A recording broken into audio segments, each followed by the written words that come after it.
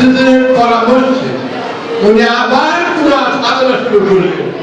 এই ছোট ছোট বাচ্চারা আরবি পুরা ব্রেনে ঢুকাইতে হয়, তারপরে আমার ইংরেজি বাংলা অঙ্ক কিভাবে এদের মাথায় ধরবে, এই নিয়ে আমার উনি পুরা রাত্র দিন শুধু চিন্তার অবস্থা ভাবতেছিল।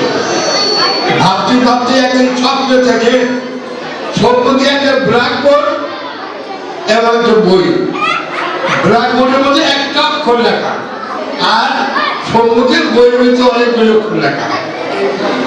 উনি স্বপ্ন বুঝলেন না, আবার সাধনা করছিলেন। এরকম পরে আবার 3 মাস পরে আবার স্বপ্ন দেখে সম্মুখে একটা ব্ল্যাকবোর্ড আর একটা বই, বইয়ের মধ্যে অনেক অক্ষর লেখা, উনি ব্ল্যাকবোর্ডে একটা অক্ষর লেখা। দ্বিতীয়বার উনি বুঝলেন না, আবার সাধনা করতে দিলেন। আবার কিছুদিন পরে একই স্বপ্ন থেকে সম্মুখে একটা ব্ল্যাকবোর্ড, একটা অক্ষর লেখা আর বইয়ের মধ্যে অনেকগুলো লেখা। তখন উনি বুঝতে পারলেন এই ছোট ছোট বাচ্চাদেরকে বই দিয়ে যদি আমি পড়াই, তাহলে দেখো ক খ গ, এই বাচ্চাগুলি 14টি অক্ষর দিকে যাবে না, কোন অক্ষরেতে ঘুরে। এই জন্যই বলে আমাকে আল্লাহ পাক ব্ল্যাকবোর্ডের মাধ্যমে একটা করে একটা অক্ষর বাচ্চাদেরকে শিখাবার জন্য আমাকে এই জন্ম দেন। তারপরে উনি এই ব্ল্যাকবোর্ডের মাধ্যমে পড়ার সূচনা করে। ওনার কোনো বইয়ের ইচ্ছা ছিল না, কোনো বই করার জন্য এই নদীর মাধ্যমে ইচ্ছা ছিল না, শুধু ব্ল্যাকবোর্ডের মাধ্যমে ওয়ান সেকেন্ডে একটা শ্রীগন্ধ লেখাপড়া ছিল। কিন্তু বর্তমান যুগের লোক নানা রকমের কথাবার্তা, ছেলেরা খালি স্লেট নিয়ে যাবো, কি করবো, বই নাই, খাতা নাই, পেন্সিল নাই, এই সমস্ত বৃক্ষ থেকে করতে করতে উনি যাদের ছেলেরা না, ওনার ছেলেরা ওনার আপনাকে বুঝাইয়া সংক্ষিপ্ত ভাবে ছেলে কথা সুন্দর করে ছোট্ট আকারে বই আকারে এই বই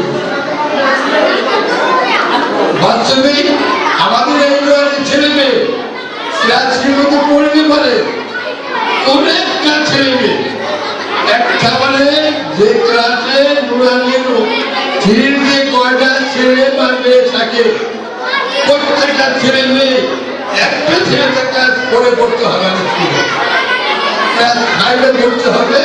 এবং ইনশাআল্লাহ তাআলা প্রত্যেকটা ছেলে এবং মেয়ে স্কুলে এ ক্লাস পাবে ইনশাআল্লাহ।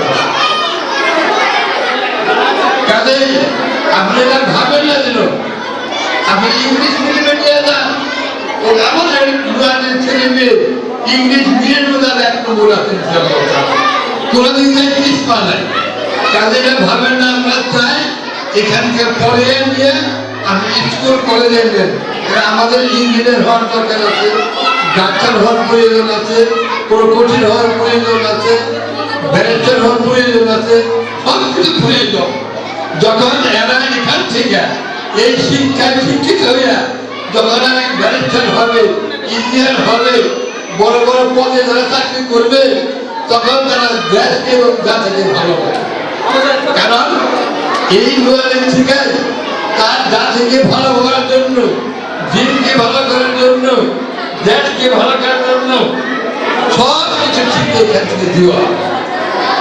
কাজেই মানুষ বলে প্রথম জীবনে তাকে দিয়েছি দোলা, তাদেরকে কবর যাই গো ভোলা, প্রথম অন্তর যে লালন করবে সে করেছিল, বাকি জীবনে তিনি বলতে পারবে। কাজে আমরা বলি এই পুরাটা হইল টিকার মতো টিকা, আপনারা কিছু বাচ্চাদেরকে টিকা দেন, রোগ বলে যেন না হয়। আমাদের এই ইউনিয়নের বাচ্চাদেরকে টিকাটা হইল ইমানের টিকা। এই টিকা দিলে তার ইমানের মজবুত থাকবে, বাকি জীবন সে যতক্ষণ দিয়ে কিছু করুক না কেন, ব্যারিস্টার হোক, ইঞ্জিনিয়ার হোক, ডাক্তার হোক, কিন্তু ইমান বেঁচে খাবে না, জাতিকে বেঁচে খাবে না, দেশকে বেঁচে টাকা বিদেশে পাচার করবে। এই একটা টিকা। যত কাজই করুক বয়স হয়েছে তার এজাম জীবনে ভুলবে না। কি রকম? যদি আপনি সকালে পান্তা ভাত বা ঠান্ডা ভাত করতে কাঁচা পেঁয়াজ খান বা কাঁচা মূলা খাইতেছে, তারপরে যদি সারাদিন আপনি বিরিয়ানি পোলাও খান, সকালে ঠান্ডা ঢেক উঠে ঢেকতে দেখা যাবে ওই কাঁচা পেঁয়াজ আর ওই কাঁচা মূলা দিয়া। কাজে ইনশাআল্লাহ তাআলা আমরা আমাদের প্রত্যেকটা মুসলমানের ছেলে মেয়েদেরকে আমরা নোয়ারের মাথায় পড়াবো। তারপরে যে কোনো প্রতিষ্ঠান ইনশাআল্লাহ তাআলা আমাদের ছেলে আমাদের কোলে একটা বাচ্চা ওই প্রতিষ্ঠানে 1 নম্বর 2 নম্বরে চাকরি ছাড়া 3-4 নম্বর হবে ইনশাআল্লাহ তাআলা। কাজে আমরা যেন সরকারের প্রচনা সরকার বিভিন্ন সময় বিভিন্ন পাইলে আমাদের কাছে নানান পেমেন্ট করে তার পুরানা নেই সরকার নিয়ে আমাদের হাজির করে। যদি আমরা তাদের না ভুলি, আল্লাহ পাক আমাদেরকে তৌফিক দান করুন। আমাদের প্রত্যেকটা ছেলে মেয়েদেরকে আমরা নোয়ারে পড়াবো, তারপর আমরা অন্য ঠিক আমার ইনশাআল্লাহ তাআলা। যে কথা বলছেন